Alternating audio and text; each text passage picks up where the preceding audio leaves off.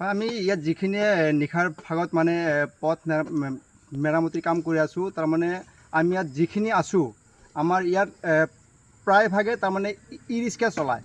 হা, আমাৰ ইয়াত প্ৰায়ভাগে ই ৰিক্সা চলায়।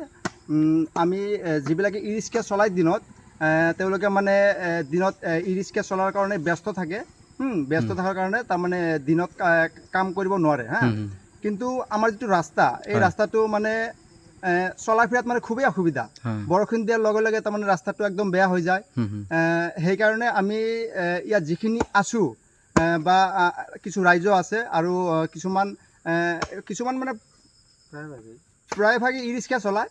আমি এইখিনি গোটেইখিনি মিলি তাৰমানে ৰাস্তাটো ৰাতি তাৰমানে মেৰামতি কৰি আছোঁ। সেইকাৰণে আপোনালোকৰ বৰষুণ পৰাৰ লগে লগে ৰাস্তাটো যথেষ্ট বেয়া হৈ যায়। নাই, বৰষুণ পৰাৰ লগে লগে আমি ৰাস্তাত চলিব নোৱাৰোঁ। তাৰমানে যিটো ৰাস্তা, এইটো আজিৰ আমাৰ এইটো মানে প্ৰব্লেম নহয়।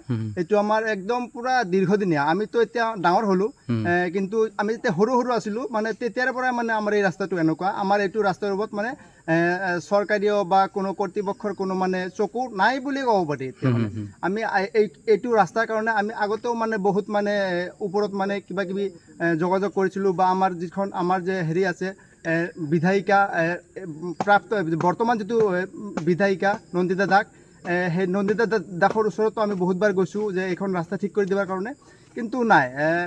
ভোটৰ কাৰণে আহে, কিন্তু আমাৰ কোনো কাম কাজৰ ক্ষেত্ৰত নাহে, ৰাস্তাৰ ক্ষেত্ৰত নাহে কোনো।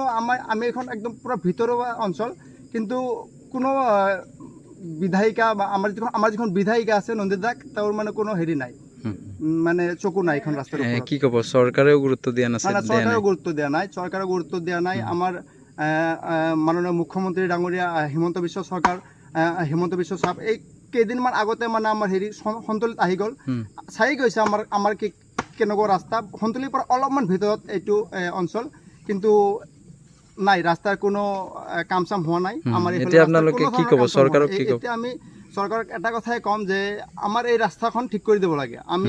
আমি যাতে ৰাস্তাৰ কাৰণে ভুগিব লগা নহয়, আমাৰ পকীকৰণ কৰিব লাগে। ৰাস্তাৰ কাৰণে আমি বহুত অসুবিধাত আছোঁ। তাৰমানে অলপ বৰষুণ দিয়াৰ লগে লগে আমি যিকোনো ধৰণৰ যদি সৰু সুৰা এটা কিবা বেমাৰী যদি লৈ যাব লগা হয় মেডিকেলত, আমি লৈ যাব নোৱাৰোঁ।